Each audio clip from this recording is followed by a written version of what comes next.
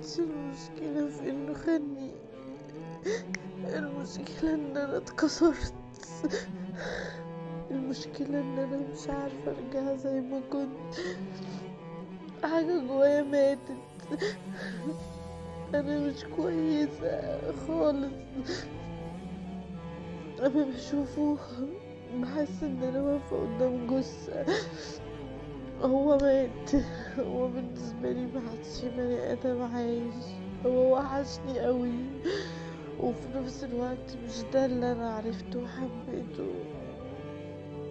عمري ما عمري ما اللي حبيته كان هيهون عليه يكسرني كده.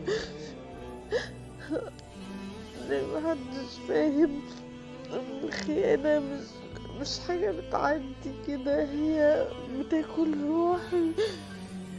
انا كل ما بفتكر بحس ان انا في عالم تاني. ده ما حصلش ومش هيحصل. رافضاه. انا رافضاه. انت صدق ان هو خاني كده؟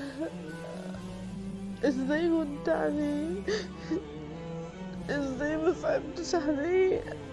انا عشت سنين حياتي كلها عشان ارضيه، بس والله كان نفسي يرضى. ازاي رضا القلب يكون لي الوجع ده؟